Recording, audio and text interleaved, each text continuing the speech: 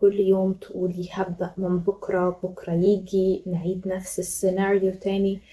بتفتحي الموبايل 5 دقايق تلاقي فجأة ساعتين طاروا. تتفرجي على ناس بتنجح تقولي أكيد أنا أقدر أكون زيهم، هما ما عملوش حاجة من كوكب تاني مثلا. بس عمرك ما بدأتي.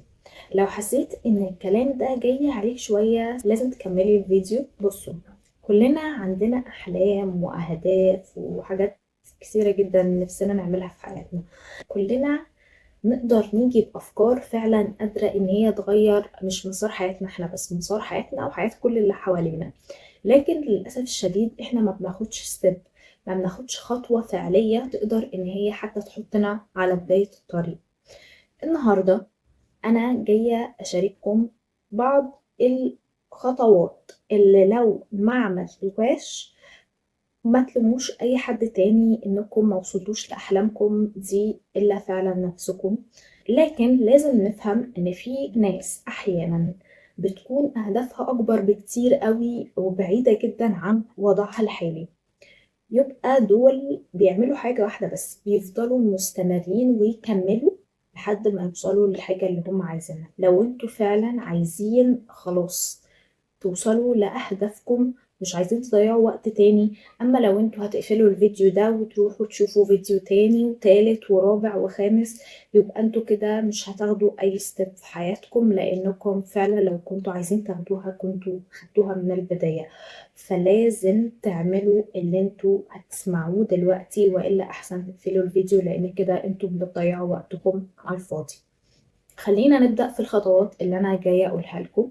أول خطوة خالص من البداية مش إنك تتحمس. أول خطوة إنك تقرر إن الشخص اللي كان بيأجل ويقول بكرة ده انتهى، مش موجود تاني. اللي كان بيكسل برضو ده انتهى، واللي كان كل يوم يقول بعدين ده برضو انتهى. كل دول مش عايزينهم تماما معانا، لأن طول ما انت شايف إن دي شخصيتك هتفضل ترجع لها كل مرة. لازم دايما تسألي نفسك، الشخص اللي أنا نفسي أكون زيه كان هيعمل إيه دلوقتي وأنا أعمله؟ لو هو مكاني كان هيعمل إيه وأنا أعمله؟ مش لما تحس إنك عايز تعمله، لا، تعمله دلوقتي. تاني حاجة، لازم نبطل دلع. ما ينفعش تفضل تدلع نفسك لو انت عايز تنجح. ايوه، نبطل دلع ازاي يعني؟ لو كل يوم بتضيع وقتك على الفون او على الجيمز او اي حاجة، طبيعي انك هتيجي في وقت تحس بخيبة امل ملهاش حل. خيبة الامل دي بقى ما تجريش منها خالص ولا تحاول تهرب منها، لازم تستغلوها. يعني ايه؟ مش فاهمين؟ اولا انتوا بتكونوا حرفيا في الوقت ده مشحونين كمية طاقة سلبية ووجع، انكم عارفين ان عندكم امكانيات اكبر بكتير قوي ومع ذلك مش مستغلينها. المشكلة، وانت عارف ان المشكلة مش انك مش قادر، المشكلة انك معود نفسك انك تريح نفسك. كل مرة تقول عادي بكرة، انت بتسرق حرفيا حياتك بايدك. كل حاجة نفسك فيها، كل هدف نفسك توصلي له، كل ده بيصير كده في ثانية. طيب نحل المشكلة دي ازاي؟ هنا نيجي الخطوة رقم 3 ونكتب احنا رايحين فين او احنا عايزين نوصل لايه، لان اللي ماشي من غير عنوان عمره ما هيوصل. دلوقتي هات ورقة واكتب مثلا بعد سنة من دلوقتي عايز تبقى مع مين، مين الناس اللي انت شايفهم ونفسك فعلا تبقى معاهم، شكلك يكون عامل ازاي، اللبس اللي انت بتلبسه عامل ازاي، بتشتغل في ايه، دخلك نفسك يكون قد ايه، مين الناس اللي تكون حواليك في دايرتك. لان كل ما الصورة بتبقى اوضح الطريق بيكون اسهل بكتير جدا. رابع حاجة، اكسب اليوم مش السنة.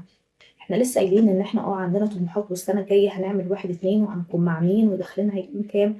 لكن الحقيقة ان احنا لو عملنا بس كده احنا مش هنوصل لأي حاجة. لازم تتحكم في اليوم مش السنة. يعني ايه؟ يعني الناس بجد، عموما الناس بتفكر ان النجاح ده حاجة هتجيلها في قفزة، انت هتبقى هنا هتبقى هنا في يوم. لكن الحقيقة هو مكسب صغير من كل يوم. قبل ما تنام تكون مخلص الحاجات اللي انت المفروض تعملها، على اخر السنة هتلاقي فعلا ان انت وصلت لأكتر من حاجة. زي مثلا لما اقول ان انا نفسي اتعلم انجليزي واحط لنفسي كل يوم ان انا هذاكر انجليزي 3-4 ساعات في اليوم لمدة السنة دي، انا هاجي على اخر السنة هلاقيني فعلا حصلت على قدر كبير جدا وقدرت اوصل لمستوى عالي جدا في اللغة. ولكن لو كنت قلت ان انا فعلا السنة الجاية في الورق هيبقى معايا الانجليزي وقفلت الورقة وحطيتها على المكتب ومشيت، كنت هاجي السنة الجاية وانا مش عامل اي حاجة. فلازم دايما نخلص المهام الجزئية اللي احنا بنحطها او اليومية عشان نوصل للنتيجة بعد سنة. فنصيحة لما تيجوا تبدأوا ابدأوا دايما بأصعب حاجة، كل يوم تبدأ بالصعب الأسهل، ده فعلا اللي هيقربك من الحياة اللي انت عايز تعيشها والنتيجة اللي انت عايز تاخدها. 5، غير المكان هتلاقي نفسك بتتغير، دي حاجة حقيقية جدا. لو طول اليوم انت من الناس اللي بتبقى قاعدة على السرير او قاعدة قدام التلفزيون على الكنبة او كل الكلام ده، تعمل نفس الروتين نفس الحاجات كل يوم مستني طاقة سحرية تيجي تغيرك، يبقى لازم تتحرك وتفوق احسن من دلوقتي قبل ما عمرك كله يفضل كده. انزل او اتحرك، اقعد في المكان فعلا اللي انت شايف ان هو بيغيرك للأحسن او بيخليك شخص منتج بمعنى اصح. مثلا المكان ده زي ممكن يكون المكتب بتاعي، اقعدوا في المكان اللي فعلا هيخليكم ناس منتجة. انتوا شوفوا انتوا فعلا بتكونوا منتجين ازاي. رقم 6 بقى، وهي حاجة مهمة جدا، ان المعرفة من غير تنفيذ خدعة كبيرة جدا. نفذت كام حاجة؟ ده سؤال لازم تسأله لنفسك بعد كل حاجة انت تعملها. كل معلومة جديدة تدخل دماغك توقف، انا نفذت ايه منها. لو كل اللي بتعمله انك حرفيا تكون بتجمع معلومات من غير ما تستفاد بيها، لان المعلومات من غير تنفيذ ملهاش اي قيمة، يعني من غير ما تحولها بقى لأفعال، يبقى لازم تاخد خطوة حتى لو كانت صغيرة جدا. سابع حاجة، ابعد عن اي حاجة بترجعك لورا حتى لو كانت هتخليك تخسر ناس في حياتك، لان اهم حاجة انك لازم تحافظ على نفسك. مثلا لو في ناس كلامها بيحبطك، يبقى بلاش، احسن نكون معاهم من البداية حتى لو احنا بنستمتع وهما موجودين، بلاش احسن يكونوا موجودين. لو في عادة بتضيع وقتك، حاولي قدر الامكان انك تقطعيها. في مكان دايما وانت فيه بيكسلك ويخليكي مش عايز توصلي لأي حاجة، لازم تغيري، لان حرفيا وقتك هو اهم حاجة. ما ينفعش دي على فكرة انك مجرد كسلان. حاجة تانية برضو مهمة جدا، وهي اننا لازم نتعود نقول لا. لا للكسل وقت ما يكون ورانا حاجات، لا لناس احنا عارفين ان هما مش افضل ناس يكونوا حوالينا، لا للموبايل اللي بياكل يومنا كله. لو حرفيا انتوا عرفتوا تقولوا كلمة لا دي، بس انتوا عرفتوا تقولوها امتى بالظبط والمين، انتوا مش هتتخيلوا التغيير بس اللي مش هيحصل في حياتكم. يعني مش هتتخيلوا، مستحيل تتخيلوا هتتغيروا قد ايه فعلا لو قدرتوا تقولوها صح في الوقت الصح.